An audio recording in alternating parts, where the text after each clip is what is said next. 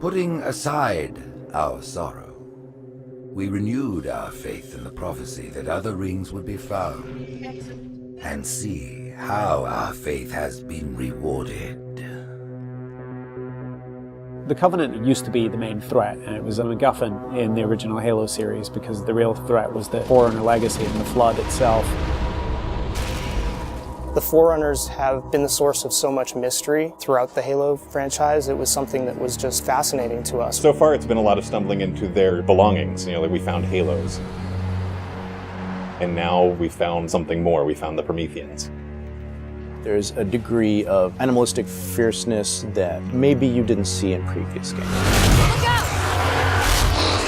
The conditions and the context are what pit a hero and antagonist against each other. For this game, we're going to get to see a lot of complexity to their civilization. From their worldview, what they're doing has to make sense. Trying to figure out ways to tell that story without interfering with the shooting aspect of it has been a really challenging thing. We've gotten glimpses of this Forerunner presence that was kind of always there, open as to whether it would ever erupt. And it did. We're trying to really take game systems and manipulate them and give them emotional coloring and context. We wanted to create something that could stand alone and be an enemy that is just as challenging, just as engaging as the Covenant has been in the past for Halo. A lot of that initial discussion was around if you had this incredibly evolved race and they were well beyond humanity, the Covenant, what would that look like?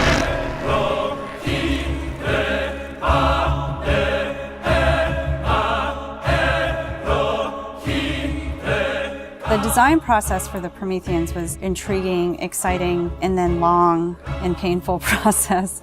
I think just because everyone was so invested in what they wanted out of them. How do you imply something strong, something vertical, something different? And how could we actually have a global logical language out of that Forerunner philosophy? Anybody who's played Halo goes, okay, Forerunners is the silvery angular stuff with blue lights across it.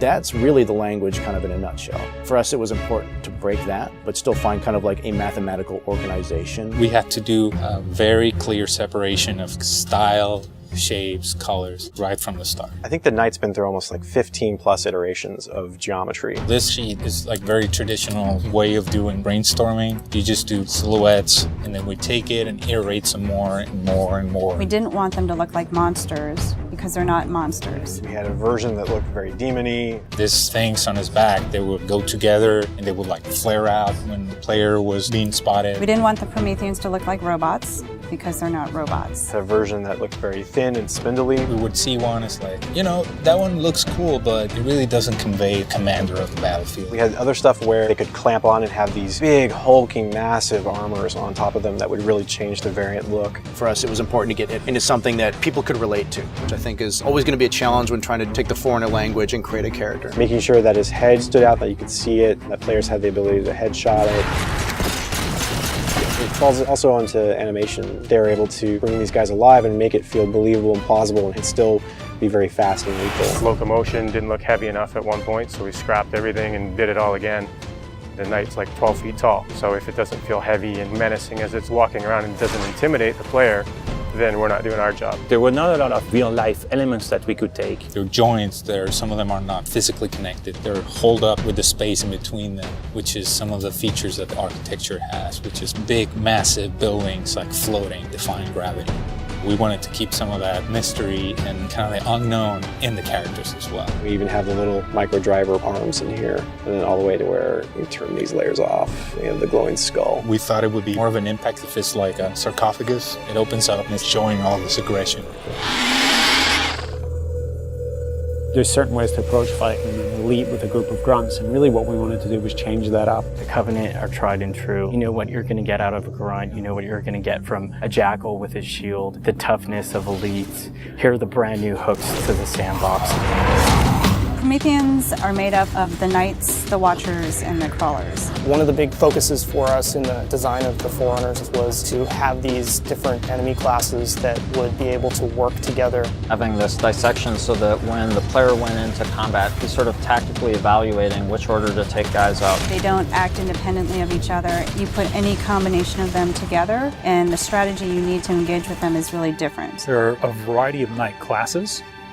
and each one of them is progressively more powerful. But your base knight actually starts just a little bit more powerful than an elite. But in addition to that, we wanted the knight to have his own set of traits and abilities. There's all kinds of these special features of each one of these characters that players haven't played in a Halo game before. You think about basic combat encounter design, a lot of the challenges designers face is how to introduce enemies. What would a Promethean do if it could bend time, space, form, matter? Knights can phase in out of anywhere. He's able to go where he needs to at any time, which is something the Covenant can't do. Heads up! Crawlers can walk on walls, walk on ceilings. If a knight shield bursts, crawlers will come rushing at you and try and like melee the player to get more aggressive. These certainly slot into that grunt style combatant. And so there was certainly a want to make sure that we can get a lot of them on screen. If you let too many of them get together, they become a really formidable force. One-off, super fun to take out all together. It's like a pack of feral dogs. Its mandibles, when it screams, will actually separate and float around in the air while it's howling. Animation added so much fresh behavior to this character. It's very exciting. The Watcher is definitely a support class. One of the things we wanted to do with the Forerunner characters was constantly have them mix up their tactics and make the player react to it. The Watcher is able to regenerate knights. One of the things we needed to do when the Watcher design was coming along was make sure that the Watcher would actually fit inside of the Knight. That bursts out and swap to the actual Watcher asset. The Watchers are aware if a knight's damaged, they'll protect them, they'll catch grenades, so they kind of coordinate their efforts. The Prometheans feel like the most advanced of the bunch. They're able to bring all of their technology and wisdom to the battlefield. With new enemy class comes new weapon class. We literally concepted probably 200 weapons for this game before we settled on the half a dozen that went in. It's kind of like you've got that balance between humans' model of what a weapon's like and the desire to want to try and make something crazy and futuristic. We tried coming up with this perfect mix of stuff that was still relatable. You would still identify a weapon as a rifle or a shotgun or a submachine gun, even though they're almost magical. The Forerunner Scattershot was probably the first one where we really nailed the design on it. Everybody loves the hinge action shotgun, so we tried doing something like that so that the reload animation would be to cock it up and the front half would smash together. Every time you pick up a Forerunner weapon, it forms in your hand. So that sort of kicked off the component of having these guns form around the player. So there's that moment of like, oh, what is this gun? What does it do? And then when it comes into shape, it's kind of immediately identifiable. What makes the Forerunner weapons distinct is that usually they have dual purpose. So for instance, from the bolt pistol, you can charge it up and have something that's equivalent to almost like a shotgun blast. In the case of the light rifle, we actually experimented with doing dual firing modes. We tried to make it so that it was the best of both worlds with a BR and a DMR. It works like the battle rifle when you're not scoped. That has a little spread, has a 3-shot burst, and it works like the DMR when you are scoped. So it's like a mini sniper rifle in a way.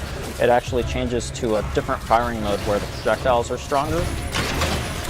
One of the big things that we really focused on for them was making sure that the weapon doesn't just feel like a chunk of metal, but that it actually has glowing energy that's flowing through the gun, going down the barrel, so that everything is very full of life. The moment where all the Promethean effects really started to click the most was when we started showing the dissolve whenever you kill a knight. That was really when we started to feel, yes, this is something cool, this is something unique, and something that we haven't really seen before. This is an early prototype of the Knight E-Res. As the sphere expands, you see the particles are birthed, and everything in the red region you see will be the crack and the erode. When you shoot and kill the knight, the actual point on the body where you did the damage is where the dissolve starts. So if you shoot from his foot, he will de-res from the point of his foot up. The end result, when we blow up a knight, they dissolve, proving that the technology works.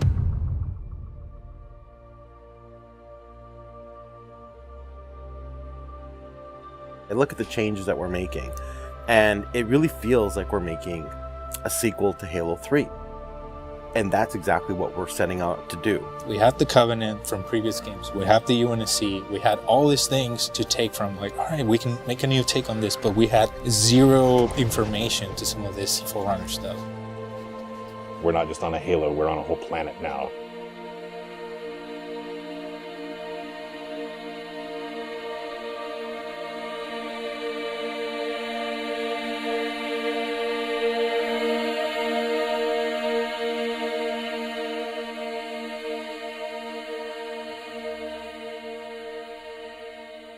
We're not just threatening one corner of the galaxy, we're threatening everything.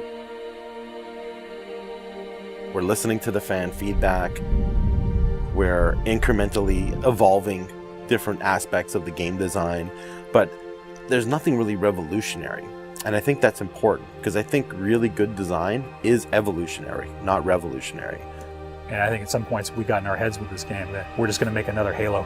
I don't think that's what people want. They may think they want that, but what they really want is something that speaks to the things that they love, but then provides them with something new.